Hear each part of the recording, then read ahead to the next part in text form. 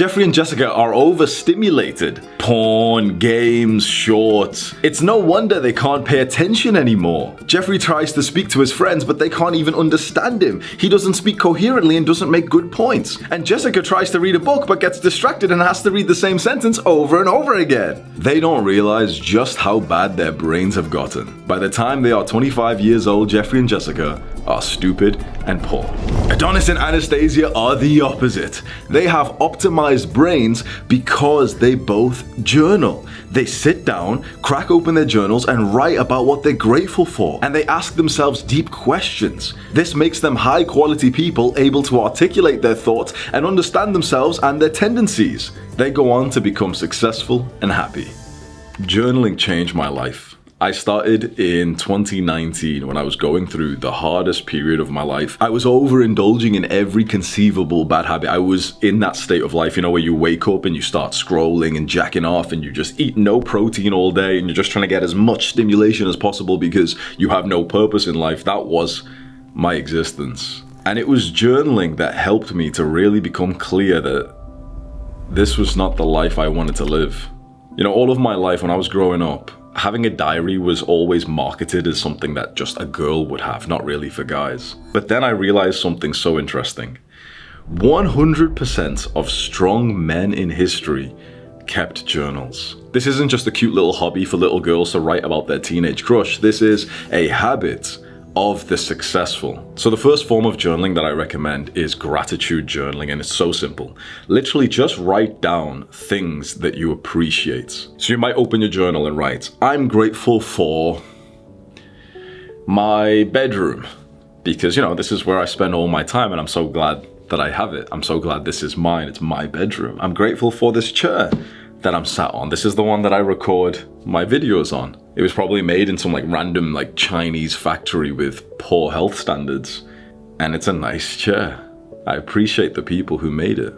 Have you ever met someone who expressed gratitude for the chair that they're sat on and the Chinese manufacturer that made it? You can see how just taking a few minutes a day to just express gratitude and appreciation for the small things in life can make you such a high quality person. Now imagine if you start to write like this, but about friends and family. Imagine if you wake up and every day you write about people in your life. You write about your mother, you write about your friends, you write about me. And you say, okay, I'm grateful for Hamza. He taught me this thing and I've been using it. I'm grateful for my mother. She cooked that meal yesterday and it was delicious. That morning, you're gonna have an extra smile when you see your mother, and she's gonna pick up on that subconsciously.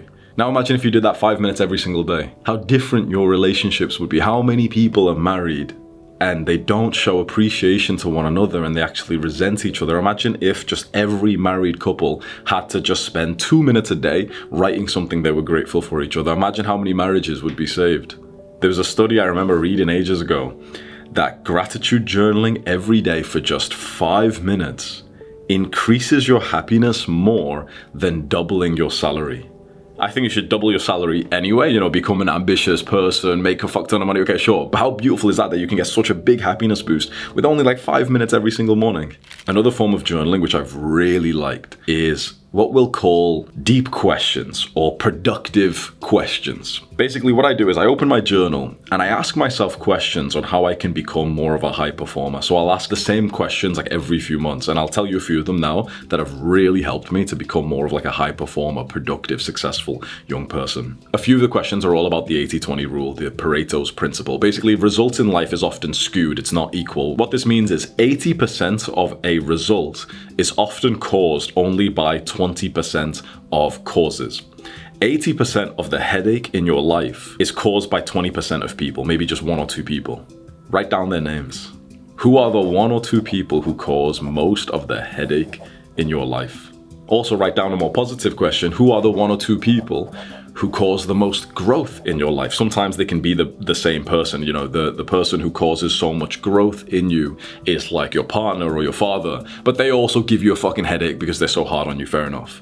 But sometimes you'll see that there's someone who's causing all the headache, misery, negativity in your life, and they're not actually causing the growth. And you're thinking, wait, this person is just a negative impact on me. Another question for productivity and focus, a question I absolutely love, and I ask myself this every few months, If you could only work for 2 hours per week, what task would you do? 2 hours per week. If you work more than that, you get killed. 2 hours per week, what task would you do? As a YouTuber, I'd quickly plan a video and I would record the video and I would do it on my main channel. Last time I asked myself this question a few months ago, I wasn't even uploading to my main channel. Sometimes you'll answer this question thinking, okay, if I was on this severe time crunch and I had to get as much success as possible in just 2 hours, what would I do? You'll write it down and realize that's the thing that you've been procrastinating on. And you've been doing all these little micro tasks which aren't even that important instead of the big thing. Another deep question to ask yourself, and this one changed my life forever. What do I want to suffer through? When you're trying to decide between different options, like for example, if you're trying to figure out what career to go into, this is what a lot of people are going through, like what to do with your life, what work to do. It's actually stupid to try and ask this question thinking about what you want, like the rewards that you want. So for example, if you're trying to think of the career, you're thinking, okay, I could be a YouTuber and I'd, make videos and I'd get like subscribers and followers and I'd make money. Or I could do this business like an agency and I'd get, some followers and I'd get some money. Or I could become like a rapper and I'd get some followers and I'd get some money. Like the positives of most paths is actually similar. So instead of thinking positively, think negatively and ask yourself, of all the decisions you could make right now, all the paths that you could take, which one do you want to suffer through? Think about the suffering from the paths that you are thinking about. So in 2020, when I was trying to decide like what business to go into, and I was making no progress, just constantly overthinking which one, when I asked myself, okay, but what suffering do you want to go through? I thought about the suffering of drop shipping, which is a business I was considering. And it's like soulless, your customers hate you, you're not really helping the world. And I was like, I don't really want to live through that. Then I thought about the suffering of coding. And I thought, you know what, coding, like software development, I don't want to be like a fucking dork all my life. Then I thought about the suffering of YouTube. Okay, well, people will hate on you. And I was like, oh, okay, that might actually be a good thing because it would develop me. It'd be like a part of my own self-improvement journey to be more stoic. When you think about what you want to suffer through, you'll often find one path in front of you that has the suffering that you'd quite benefit from. And that's usually the path that's right for you. So you can use these questions or think of some more, get to know yourself more and to make decisions. The third way that I journal, and probably the most emotional, is expressive writing. This is where you'll basically just write and tell the story of some painful things that have happened to you. So you might write down the story of some traumatic moments, or the memory that was really painful of what your parents did to you, or that one particular day you went into school and your friends did something. Write it like a story, and most importantly, feel those emotions as you write it. This is so powerful. I know this sounds like a bit like, okay, why would you do that? You're just gonna feel bad. But when you do expressive writing and you feel the emotions of past events, you are quite literally processing emotions that have been stuck inside of you this entire time, which you did not resolve. A memory, like a painful traumatic moment, is only resolved when you can think about it with basically zero emotions.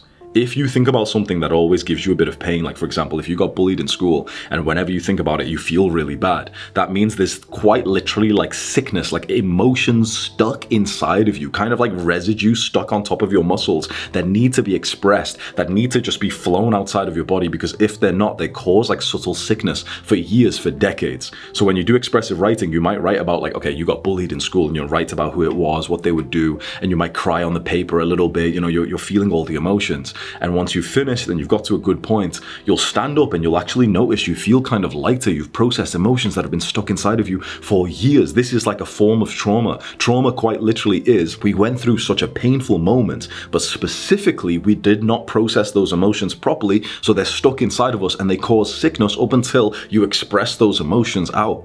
This is one of the most overlooked parts of the self-improvement journey. The reason why is because when you express these emotions, you feel weak, you feel bad, you're crying about stuff that happened years ago that everyone will tell you like, oh bro, it was years ago, just move on. But you need to express the emotions to move on. So to do this, literally think of some memories that still bring up some kind of pain for you right now, and just write about them with full detail, write about how you felt at each moment. And try and get yourself to feel the emotion that you should have felt back then. Maybe it's anger, maybe it's sadness, maybe it's crying, maybe it's shouting. And feel it all as you write down and tell the story of what happened. But before you go away and start journaling, I just want to give you a very important warning. just be careful of journaling and overthinking too much. In 2020, I was making the hard decision to leave a girl that I was dating, and I journaled about it for months. I have literally just been overthinking. And when I look back now, I just think about how foolish that was, because sometimes in life, you need to act, not think. You need to just turn your brain off, act like a retard, and just do what you want. If, for example, you've been debating leaving your girlfriend all this time, clearly that's what you want to do. Clearly you want to do something which keeps popping up into your mind. So don't use journaling as an excuse for inaction. We want to journal maybe 5, 10, 20 minutes a day, but we also want to be action takers. Journaling is one of the best habits that I've integrated in the self-improvement journey, and I really hope it serves you as much as it served me. Do the hard work, especially when you don't feel like it. Mwah. By the way, no pressure, but there's a few links underneath this video that you can check out if you want to have a look at my paid programs. When you trust me enough and you feel like my free content has already changed your life, you can have a look at those.